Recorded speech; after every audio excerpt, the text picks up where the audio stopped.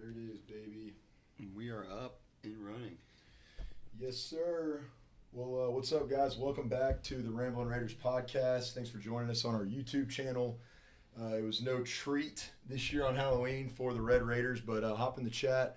Let us know if the audio is good. It looks like it's good on our end, but y'all tune in, chime in, ask your questions. Let us know what's up. We're just happy that y'all are with us this evening for this Texas Tech versus Baylor recap. Again, this is Ramblin' Raiders with some premium Texas Tech content with a few laughs, questionable takes, a lot of beers. Always a good time to be had. We're a part of the Guns Up Nation Network. We're on social media. Our Twitter is at Ramblin' Raiders, Instagram at Ramblin' Raiders. Our Facebook page is called is just Ramblin' Raiders Podcast. If you want to search for us there, and then obviously our YouTube channel. If you haven't already, guys, go ahead and hit us with a sub. On that, drop a sub, hit us with that like button, leave a comment, let us know how you're enjoying this Texas Tech content. Let's see, man, what else do we have? I guess we can just kind of hop right into it. I know it's Sunday night, it's getting late. Everyone's probably been watching some NFL football, but yeah, man, a lot to talk about. Just a really embarrassing, kind of demoralizing, 45-17 loss to the Baylor Bears. Lane, I'll let you start off, man. Instant reaction on this one. Yeah, we played really bad on offense. We just looked bad. Woe is us, right? Yeah, what are we? Where do we go from here? Who knows? Hey, but I'll tell you this. Me and Lane were at Memorial Ice House. I want to give a shout-out to everybody who came through. We had a lot of Texas Tech fans show up, a lot of Astros fans there. It was a good mix of people. Not a lot of costumes, I'll say. Me and Lane were one of a few that actually dressed up. And as y'all can see, I'll give you a quick glimpse. I still got the black hair from my Elvis Presley costume. I was shaking the hips, the legs, rocking it all night. Still working on getting that out, huh? Oh yeah, man. I got a meeting, a lunch meeting tomorrow. I'm a little bit, I'm getting a little nervous about sweating, man, with this black dye in my hair. So it was a good time last night at Memorial Trail. Unfortunately, not a great game, but we want to thank everybody who came out and supported. Nonetheless, here I'm gonna get the chat pulled up too because I see we got some Young Productions in here. I know he's ready to move on to TCU Hate Week and get it going. His Baylor Bears gave us an ass whooping on Saturday. That they did. So let me start off with this. We find ourselves, Lane, let down after another blackout at the Jones Stadium on Halloween weekend with the throwbacks. I don't know if last year's TCU game was on Halloween weekend, but, it's a night game. You bust out your all-black unis, the sick throwbacks, old school double T. Everyone's pumped, sellout crowd. And 2 years in a row, and it feels like this has gone back to mid-season night games in Kingsbury era, in the Wells era. Just a huge letdown, man. I mean, you get built up for a game that is supposed to be on paper close, according to Vegas close, and then you just absolutely come out and shit the bed. Yeah, it's tough because this was going to be a huge statement game for Tech moving forward, kind of proving that they belong, at the top tier of the Big 12. We've been having a good year so far, but we haven't had that big staple win besides, Texas early on. And this was going to be that win for Joey McGuire that's, kind of solidifies us as a team that it's, here to compete at the top of the table and just couldn't get it done. Came out absolutely flat. We looked unprepared. Yeah. Very disappointing. All right, I got the chat up, so y'all get that thing going. What up to Garrett Smith Music? Trisha, thanks for joining. As I said, Young Productions, he goes, all I got to say is TCU better look out. Dude, I think what really disappointed me the most, and Sherman will laugh at this because I actually said this after multiple shots last night, hanging out with Catherine and Lane and everyone at the bar. I said, I'm more disappointed that Sherman put together what I would deem probably the most badass hype video we've had all year. And now it's just wasted. With that Stranger Things vid. I mean, it was just a chef's kiss masterpiece. Superb. It was superb, man, the best. And we go out and pull that off, dude. Team didn't come through. He puts together an immaculate video, and we cannot deliver. But anyways, let's talk a little bit more about the game. So that was tough. I want to say Red Raider Nation showed out, which was really nice. Here's the chat for you, Lane. It was a sold out crowd. Fans did their part. They showed up, and I think stayed, until probably it was all she wrote, and then got out of there. But good crowd, and I do want to also stress because there's going to be a lot of negatives to recap in this episode. But I do. When you get your ass kicked. Yeah, I still believe this is a bowl team. I don't think that last night was a sum of where this team is at. I think we were underprepared. I think we played a terrible game from a personnel standpoint. this is still a 6-6 team in my opinion. I still think they can go to a bowl. Hell, maybe even 7-5 if they get back to the way they played earlier on in the season. We just didn't see that consistently last night, and it was frustrating. But I want to make sure that that's stated. Also, first time this season, Lane, I don't know how you feel about this and maybe how y'all feel in the chat. This was the first time I felt that we were truly unprepared for an opponent. And not only that, but I think that we got outcoached in a game. And 100% outcoached. And even in our losses to K-State and to Oklahoma State, mistakes are made. Players have, mishaps. You have penalties, yada, yada, this and that. This felt like the biggest, hill for us to climb as far as we were just not prepared. And the coaches, I thought we got outcoached this game. Absolutely. It's telling in the time of possession. Baylor was 40 minutes. Tech had 19 minutes of the ball. That right there says Dave Aranda absolutely came in and controlled the game from start to finish. They did a good job. We didn't execute. Our offensive play calling looked bad. Failed to make our adjustments. offensive execution looked bad to go along with it. Our offensive line didn't play very well. So a lot of negatives. But all you can do is move forward, man. Hope you get a better showing against TCU in the rest of the season. Yeah, failed to make adjustments, man. That really cost Tech in the end. Some of the chatter right now. Mia says my dad came in to watch our first football game together, and that's the game he has to sit through. So sorry to hear that, Mia. Tell your father that we promise we'll put some better production out there for him moving forward. Morton gives us best chance to win. I agree with you, Martin, and I think we're going to touch on that here in a bit. Tech is bowling faux show. This is the first time I felt like everyone gave up. Yeah, we just, man, we looked kind of flat. Looked very flat when you're in that game. Yeah. You're down, with the ball down 14. I just rewatched. We were in with multiple chances to try and score and go cut it to a touchdown game, and with how your defense was playing, maybe not get a stop, but give yourself a shot. And that jump ball in the end zone was a little bit of a questionable call if you know who the pick goes to, but. So people, the final score doesn't really reflect how close this game was because to Lane's point, literally you go down and score. Morton has that nice run on 4th and 7. I would have liked to have just taken the points, but it worked out in the end. He didn't get sacked and he was able to escape. He punches one, right? You're down 7. And then I will say our defense, man, Baylor put together a masterful drive. Defense couldn't get off the field. They go down, punch one. You're down 14 and, in the fourth quarter, I forgot the time mark, probably 11 minutes left, something like that. Down 14, you're putting together another drive to get it close, and then you have the jump ball that I don't know. I think the rule is that it goes to it's like in baseball, tie goes to the runner. I'm pretty sure it goes to the receiver. I believe that's the ruling, and if that's the case, that was a terrible call in my opinion. Bradley, you can make a. It's just, he's a freshman. He's going to get stronger, bigger. It's a jump ball. He goes up, he high points it. He makes a great grab. I don't blame Morton for that one. Just a tussle to the ground, and the refs decided to go with the pick. I don't agree with that call necessarily, but Tech did enough. It's not going to change the outcome of the game, I think, overall. Tech did enough to. I think it was really reviewed properly throughout the whole process. It seemed pretty quick. We cut to commercial. I don't know how much they actually reviewed that play. Yeah. We didn't get to really, see it as much. Maybe they reviewed it in the stadium, but I don't know. So that was tough, but and then okay, well we'll get into kind of biggest takeaways, but what ensued after that was, I think it was poor execution from the coaching perspective. I don't know if I hadn't watched the post-game presser, they might say the same, but we're going to touch on that here in a minute with our big takeaways about picking a quarterback, sticking to it, and not letting you can't do this carousel of quarterbacks and tight games like that. It's just not. Nobody does it like that for a reason because it's not effective. It doesn't never work. has been. Yeah. Never will be. I don't think because you can't get in a groove. You can't get in a rhythm. You're cold. Shut goes in. You immediately throws a pick six. He's been sitting on the damn bench all game. Not ideal. So real quick, last thing before we get to our takeaways. This is something, and I don't know exactly how you're going to enforce this, but it pisses me off because we are the victim of it more often than not because Kitley likes to run the up tempo. NASCAR type offense where you're getting up to the line, you're running a lot of plays. I don't know how exactly you go about it, if it's adding extra personnel to the reffing, the zebra crew, or having people on the sidelines to monitor and follow through.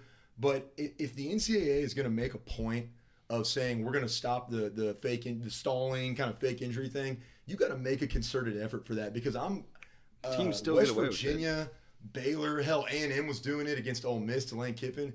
There's got to be a better way, and I get it's ambiguous, it's tough, it's a judgment call. I mean, you don't want to be on the wrong end of it where a dude actually gets hurt and you're sitting there going, oh, he's faking it. You don't. Yeah.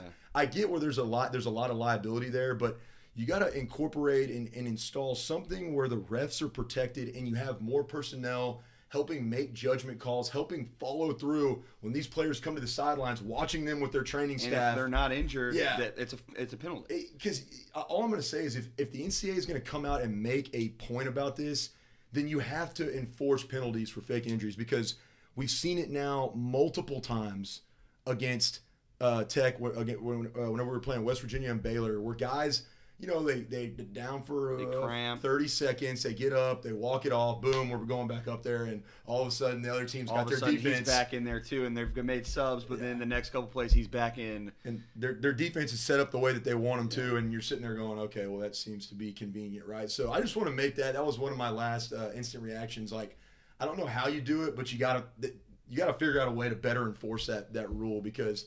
Right now, it's frustrating when you're a high caliber offense trying to move the ball. I mean, we didn't execute at high caliber last night, but when you're trying to move the ball and you're in a flow, you have momentum, you're in a rhythm, and it gets taken away. Okay, so let me see here. Let's go to biggest takeaways in this game, and a lot of it's going to be focused around the offense. I think to nobody's surprise here, when it rains, it pours for us on offensive inefficiency. And I think it starts with your offensive line. I think you got to start up front. Morton didn't have his best game, but he was also, I just went back and rewatched the whole thing. He was pressured consistently. Baylor was getting a lot of pressure on Morton, causing him to later in the game, his internal clock was sped up. He had happy feet. And don't get me wrong, Morton, he's going to get his in a second. Like, I love the guy. I love Aaron Morton. Definitely his worst game in we've seen, which of course isn't. He's only started in 3 games now thus far, but he had a very freshman-like game, bound to happen. Still love him. I still think he's the future of Texas Tech football, but made some mistakes. But I want to just emphasize it started with our O-line lane, and that's something that we didn't really talk about on the Rip a lot. We were saying how this O-line was this D-line for Baylor was overrated going into the year, and they hadn't showcased their skill set. Well, they proved us wrong last night. Oh yeah, our offensive line looked bad. The offense, in general, looked bad. So we're next. Go to the next one. Next. Oh well, get ready. It's going to be a lot on offense. So O-line was constantly applying pressure. So but to Lane, it is what it is. Like, you got to block better, and you just got to be better. Yeah, you just got to block better and give Morton a little bit more time. However, it was not, again, the sum of its parts. It's not one thing, just one faction of this offense. We're going to talk about play calling. We're going to talk about Morton's play. He made bad decisions, man. He threw 2 pretty bad, they were bad picks. The one to start the second half was bad read, bad throw. The one in triple coverage when we're driving to go get points. Same thing, bad. Then the third one was, again, he put Jump it up. Ball. He put it up, and I think it was a bad call, but made some bad decisions. Looked like a freshman in this game. I don't think fans should lose their minds over that. Truly, look, go back to Graham Harrell. That his sophomore year, who was it? Colorado. Dude threw 4 picks, went on to do amazing things. Like, Baron Morton is going to be fine. As it was bound to probably happen. A freshman game. He had a freshman game. It is what it is. He had an off night. Some were saying maybe he was a little starstruck. Talking to Patrick Mahomes before the game. I think a lot of it was. Well, I think a lot of it goes to, though, you got to think about. His thinking about Shuck, over his shoulder, man. That's why you cannot have this carousel of quarterbacks coming in and out, because you start peeking over your shoulder. You're not getting as prepared as you should be throughout the week. You can't have a carousel of quarterbacks. You got to pick a guy, go with the guy, and that's it. Yeah. Yeah. No, From this point on, it either needs to be Shuck or it needs to be Morton, in my opinion, and go. Yeah, I agree. I didn't even think about it that way, but that's true. Knowing that leash is short, it's going to freak you out a little bit. And hell, he still made throws. He had a running touchdown. Did he?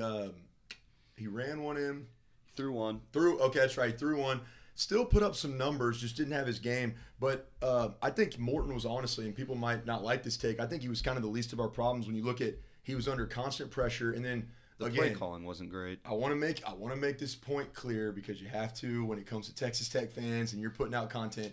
I still believe in Zach Kittley. I'm not anti-Zach Kittley by any means. I think he's an offensive guru, and I'm glad I'm still advocating for him. I'm a big supporter of his. And I don't think fans should be hyperbolic after one really bad game that we saw. However, there was plenty to be frustrated about in this one. And it's completely fine to call it out and talk about it. But I want to make it clear that, moving forward, I think Zach Kittley will continue to put up numbers, improve, get us in schemes that work. This game was bad. It really was. Here's my biggest gripes, I guess. And again, I think Morton was probably of when you look at scheming, coaching, O-line, and QB play, I think Morton was actually the least of our problems when you look at this with the O-line being the worst. And then as far as the coaching X's and O's goes, when your O-line is struggling the way that we were, clearly getting blitzed the way that we were in this game, I'm not sure why you keep trying to drop Morton back and throw in the deep bomb, trying to go downfield when they're going to apply constant pressure. Your offensive line's getting smoked. Your offensive line getting smoked. Not only that, and then running a lot of play action, the fake pitch, and let's drop him back. I don't know. It didn't make sense to me. I didn't really understand. And he needed to be hitting quick hitters. Well, here's the other thing. Your running backs are giving you solid production. Why not lean on them? I mean, he did. I will say later in that game, we did go to the ground a little more, and I saw, Brooks is eating them up. So Roderick's eating them up. We're getting good production, good value on the ground. But then another thing that I couldn't understand, man, they have their cornerbacks are playing 10, 15 yards off our guys, right? That's against West Virginia, we murdered with the screens. Why aren't we running those? Let's try to get we got Miles Price back, Xavier White. Let's get these guys out in screen plays and pick up that chunk yardage. Instead, they're dropping these dudes back, and we're trying to go downfield while our offensive line is getting blitzed. I think we really needed to make adjustments that we just didn't see in this game. Yeah, that's what I was exactly about to say at the end there. After you made that point, I was just to say it looks like we went to that drop back. In the first half, we were dropping back, throwing it deep, getting sacked, not looking good, and then we just continued to do the same thing in the second half. No adjustments were made. He didn't go to his quick passes at all. It wasn't a good game for Kittley. It wasn't a good game for the offense all around. I don't know whose decision it was to put Donovan Smith in the middle of that. Look, if you in want the to middle of that drive, it's just that's run play, whatever. He's maybe a better. It's a pick threat. waiting to happen when the guy's coming cold off the bench. Yeah. You put him in that situation. He gets the first down. Okay, take him out. Put Morton back in the game. Well, here, real quick, because I want to go in on that point. That's a good point that Lane's talking about. Real quick, I do want to touch on this because we have Red Raider Mitch in the chat just said, 6.5. Here, let me move this over so I can make sure I'm reading all that. 6.5 yards per carry for Brooks, but let's throw it all night. I agree with you, man. We talked about this. I think it was maybe after the Oklahoma State game. We said, look, we have two backs right now that are some of the better backs we've had in a while. Let's be real. I mean, Brooks and Thompson are veterans. They've been around. They're good. And I'll say this for, to not completely bash our O-line. Sure, their protection wasn't great, but they were run blocking pretty well, something that Baylor was also able to do really well. They started gashing us second half on the ground. They were really getting what they wanted from, guy we touched on the rip. We said he was their best player, their best asset. What do you know? We looked into our crystal ball. We had him pegged. Reese absolutely ate us alive. We said that's the dude you're going to have to look out for. He had a good game. Also, real quick, sorry I'm ADD jumping around on y'all right now. I talked, and I want to own up to it right now. I talked a lot of trash about Blake Shapen leading up. I found out the Shreveport native leading up to this game. Dude had a great game, man. I mean, we did a terrible job of spying him in the backfield. He picked up a lot of first downs, and this guy is no Lamar Jackson, dude. He's no Vince Young. He's not a runner, but he sure seemed to be able to move the chains with his legs against us. And then, dude, let's just call it what it is. He dropped some dimes in this game. He threw some good passes also. That one to the back of the end zone was, incredible. At the end of the day, their offensive line dominated, though. I mean, we talked a lot. You were saying, this O-line's been overrated. They were supposed to be good. They kicked our ass.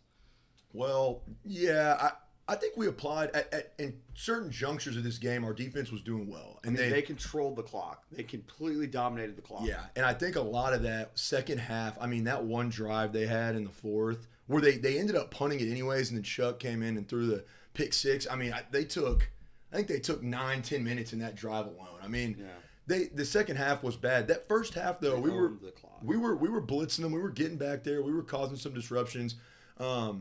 Overall, they won the battle on both ends up front, no doubt. I'll say our D-line, I think, did a lot better than our O-line. But, yeah, Shapen, I just want to give him credit, man. Dude balled out. He made some great throws even when he was under duress. And if he plays like that, this Baylor team might rattle off a few more wins on the back half of the season. But, again, real quick, point of emphasis, we got to run the ball more, man. I mean, Taj Brooks, SaRodorick Thompson, I mean, they're sitting there, and I'm going, we got two premier backs, right? I mean, two of the better backs in a league conference full of great running backs. Let's lean on them, dude. Let's utilize them, and especially when you got a quarterback that's having a hard time finding his rhythm deep, an O-line that's getting absolutely taxed up front. That's when you hand the ball off. Again, adjustments. I just don't understand why we couldn't do it. Yeah, I agree. Okay, Lane's point, and this is probably going to be our longest take of this pod.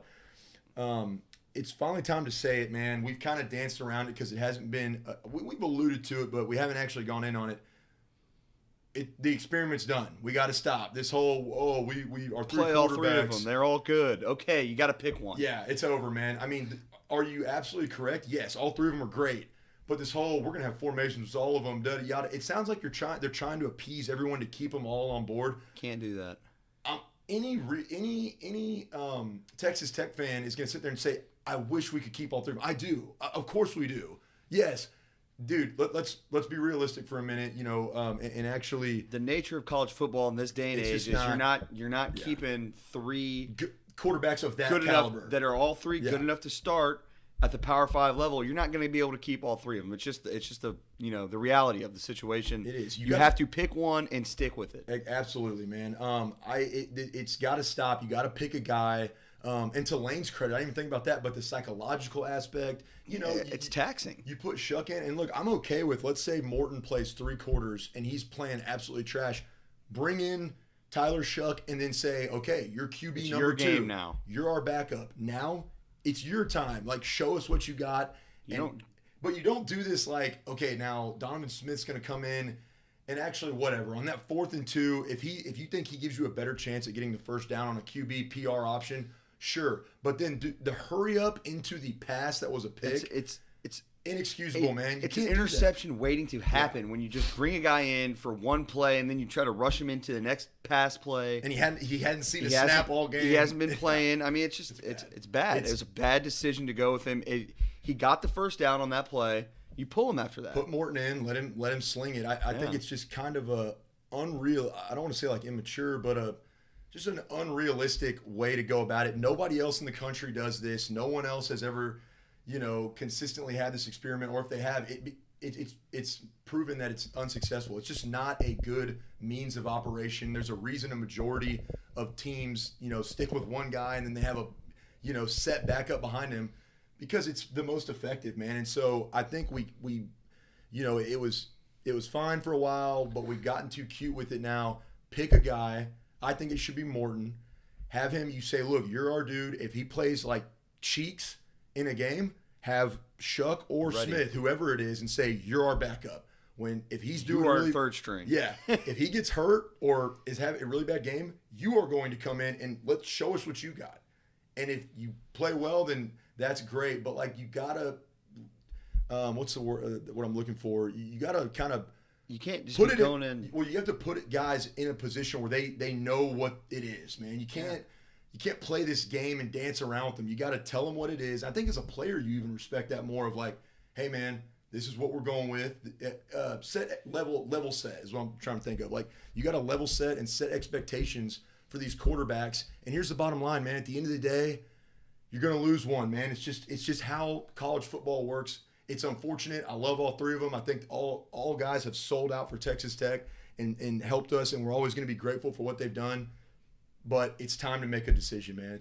Plain and simple. Yeah, you have to make a decision. The whole psychological, it's taxing on the players. For practice, it's big too. I mean, if you're in there each week juggling guys in and out on who's getting the starting reps, who's doing first team reps, and they're splitting reps. I mean, this week they're splitting reps. The next week they're not splitting reps. I mean, it's too much. I think you just got to pick a guy and go. I mean, this is going to sound pretty, I guess, like mean, or whatever, but I'll say it's just kind of amateur, man. Yeah, it's not the smart way to go about the situation. You know, I don't mean I'm not. And I don't want this to be like a negative Nelly party, you know, like, but it is. I just gotta we're gonna call it how we see it, and like you gotta do something about it. Yeah, and these players deserve to understand where they stand, and you know where they are on the depth chart. They need to be in a solidified spot.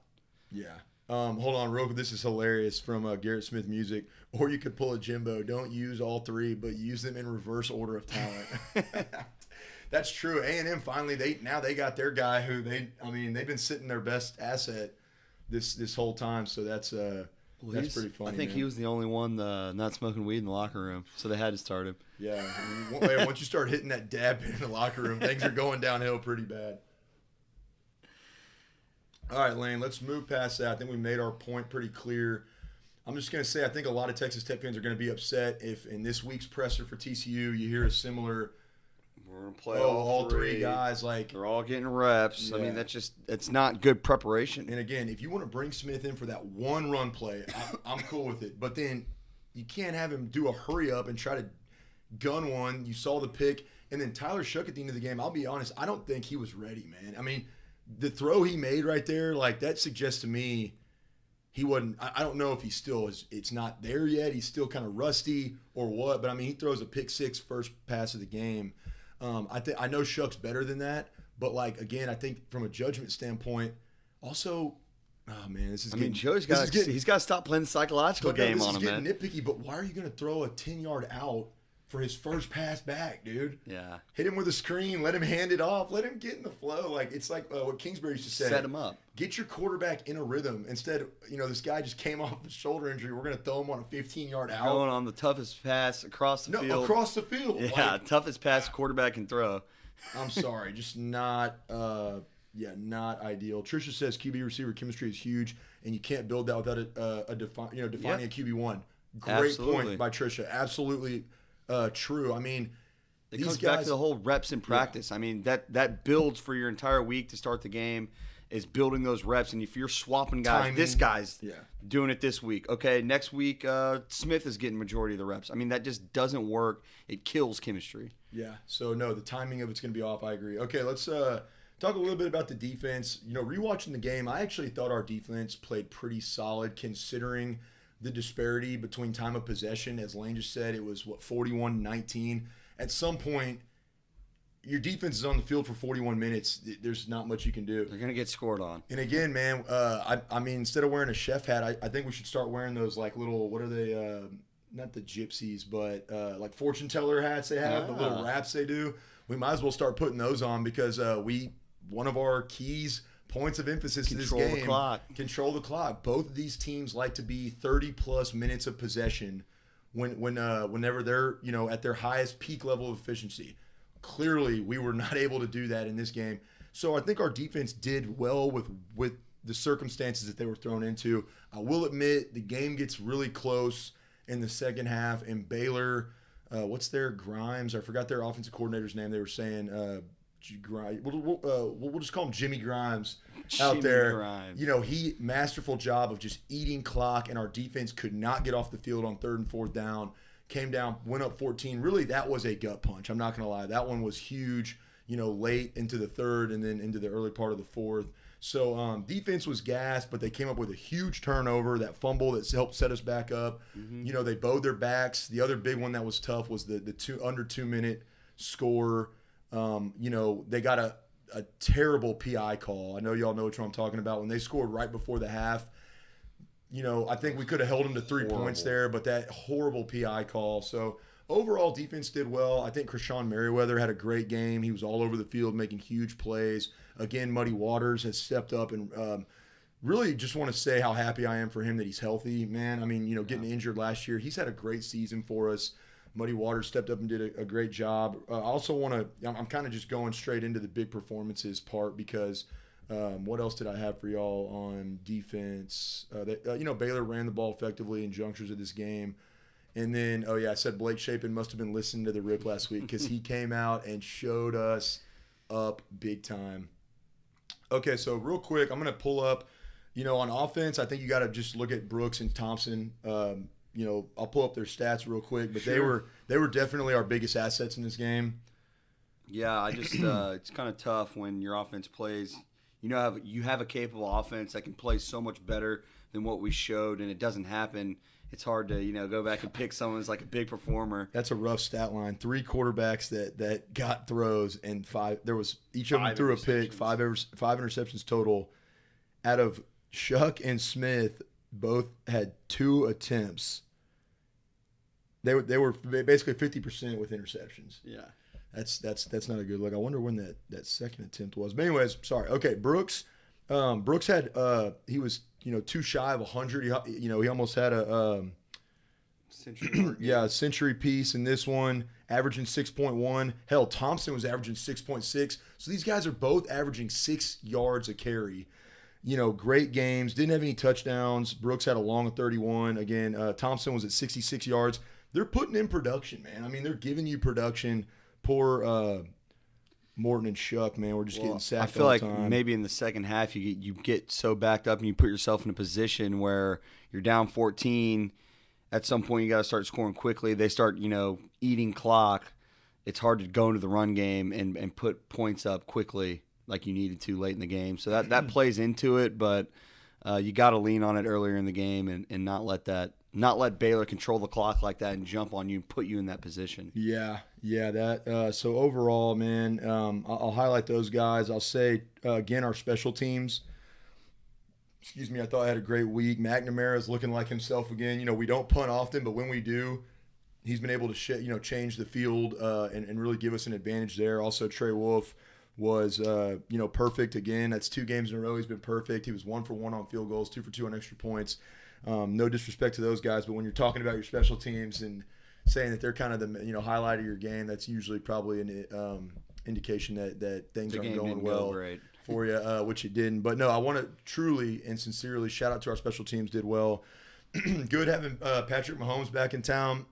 I thought Texas Tech did a really great job of honoring him the way they did at halftime. Everyone, it's when you have a guy like him, as one of your alumni, for him to come back and show love and support like that was really big for Texas Tech as well. Yeah, it's huge. Glad to have him back in the Jones. Too bad we couldn't pay him back for the win, though. I know. All right, I'm going to go get the speaker. I just remembered Catherine, whenever she was getting ready for You want me to grab it? Yeah, it's in the bathroom. Whenever she was getting ready for Halloween yesterday, going out, and I'm going to send a picture of Lane and I's costumes out to the we'll put it out on our social medias to celebrate Halloween coming up tomorrow. She was getting ready and took the speaker into the bathroom to do what girls do and just jam out to like Miley Cyrus and Cardi B and whoever else while they're getting their makeup on and getting ready. Yeah, she was probably listening to T Swizzle's new album. Oh, big T Swizzle fan. Trying to think who else she likes, man. Just a plethora of all-time greats, when it comes to music. So I don't know, Lane. That's kind of it, man. We're clearly we'll be a little bit more fired up on the rip. TCU Hate Week is starting this week, so we're really excited about that. We're gonna get some good stats out and talk some, do our thing, talk a little trash. But as some Tech fans would say, like, we're not winning another game, like fire McGuire, like we're screwed. Yeah, some would say. I'll say if you get on a Facebook forum, man, that's the kind of stuff you're probably gonna hear. Everyone, I will say, take a deep breath. One bad game. Was it a bad game? Yes. And honestly, it was a, you lose this one by punch game. It was. I mean, it's one of those where, you lose this by 3. Okay. Lose it by a touchdown. We're right back at it. But the way we lost this game. You get dominated, it's tough. It's tough. And I won't say dominated because the score does not reflect. I mean, it was a close game for a little bit of time there in the second half. But when you look at the X's and O's, the time of possession, the stats, the overall kind of control aspect of it, we got rocked in this one. And it was I think Tech fans were up here, and this is that kind of loss. We were up here. It's going to bring you down here. Yeah. Now, look, I still believe in this team. I think that they're a bowl game. I still believe in this program, this coaching staff, the direction we're heading in. We're not going to hit the panic button when it's unnecessary, and you know, you win 6-7 games. I think that's a great year for absolutely. Joey McGuire in year one. Give it to Baylor, dude, for real. Shout out to Joe Goodman, who's been, you know, interactive on Twitter, and Drake on Twitter. Those guys that do Baylor content. I mean, the Bears look good, dude. I mean, they look good in this game. This is a team that could will finish in the top half of the Big 12 whenever it's all said and done. For sure. I mean, I still think this Texas Tech team, though, they're going to be in every game going forward. We're going to have opportunities to possibly win. We might not win, you know, might not win out, but we're going to be there. We're going to have opportunities to win those games. So a lot to look forward to. Yeah, I would not. I think a Joey McGuire coach program is not going to give up by any means. And in fact, I would say, watch out. I'm right back on the Red Raiders I'm always on the bandwagon, always a Red Raider fan, but right back on the, you know, I don't know what that spread is. I think it's like 9.5 or maybe 8.5 or something for TCU. I expect McGuire, man. They're gonna have a practice. They're gonna get after it this week and realize, like, hey, You're saying like, don't look now, but Tech money line is hot. It's hot, baby. Hey, I guarantee you, he's the kind of guy that's gonna use this as motivation, get after them in practice this week, and say, we just got our ass handed to us in front of a sellout crowd. You know, now we have another home game coming up against TCU, in which we're gonna have, you know, majority of the fans at their stadium. He's gonna say, let's go out and give the people what they want, man. Yeah, absolutely. Yep, put them on notice, man. They're walking into a trap game potentially. I'm still a big time believer, guys. Real quick, again, if you could hit us with a like on this, you know, I see we got, you know, a good amount of people watching. So if you haven't subscribed, if you click on that little bell down there at the right below the screen, drop us a sub, hit the like button, leave us a comment, tell your friends, your girlfriends and boyfriends, your exes, your aunts and uncles, cousins. How far away is my soulmate? Is that? Let's see if this is That's you. accurate. They are Is that? 2 miles away. Oh, Catherine. That's Catherine. What are you watching down there? Is it like sound like an old school Steve Irwin, like Animal Planet documentary or something? Okay, she's off. I can get on. Classic mix-up, man. Yeah, Wife's man. downstairs, just Hey, get your house in order, man. looking at some TikTok. But yeah, guys, again, tell your friends, your enemies, anyone that bleeds red and black about the Ramblin' Raiders podcast, about our YouTube channel. Follow us on all of our social medias. We have a big announcement coming up, a lot of exciting new developments coming out this week that I'm working on, trying to diligently, you know, get taken care of. It's been in the works for a while, but you know, I'm a busy man, so it's hard to get it all done. I guess pretty quickly, right? It's hard to get it done. I'm trying to think of the word. That's what happens, man. You know, when you just go out too late on Halloween, expeditiously, man. Trying to get it done and be, you know, quick about it, be fast about it. So we'll see, man. I'm gonna try to get it out to y'all this week, but it's exciting. A lot of good stuff coming down the pipeline, and yeah, man. Make sure you tell everyone to subscribe to the YouTube channel. If you would. You want me to connect you to the speaker? Let me get on here and do this.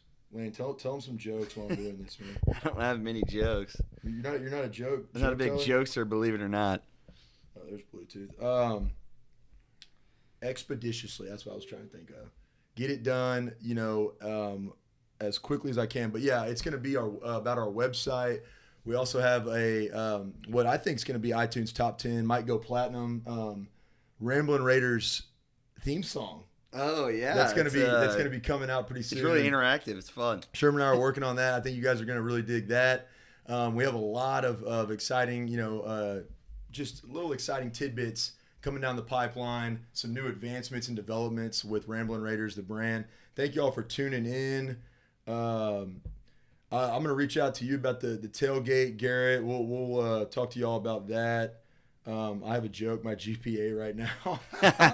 Carlson. This is why I gotta get Carlson on, man, to just talk through some of the tough times after a difficult loss like that.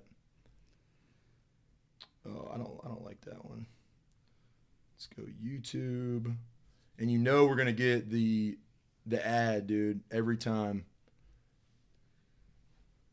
Because me and Lane are too cheap to like actually get a Spotify and like pay for it. That's how like I didn't even get it when it was cheap in college. That's how down bad we are. So like you're gonna have to bear with us through the ads, the YouTube ads. Introducing There it is. And if you guys subscribe to, if you get people to subscribe to Ramblin' Raiders, maybe, like we can get to the You point can get an where ad. you'll start seeing some ads on our channel here. But anyways, with that said, y'all, again, thank you for tuning in. Make sure you're following us. Be on the lookout for some new exciting announcements that I'm going to take care of this week with our website, with some merch, with Ramblin' Raiders athletes. A lot of good stuff coming. Lane, let's get ready for the rip, baby. We out. We out.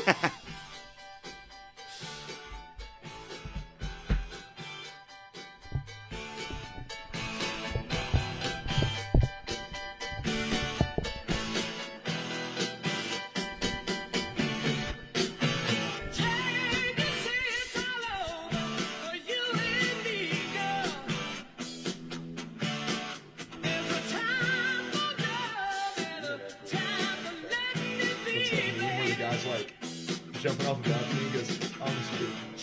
That's how I feel after the game. Y'all get one more look at the black hair, man. You gotta wash it out.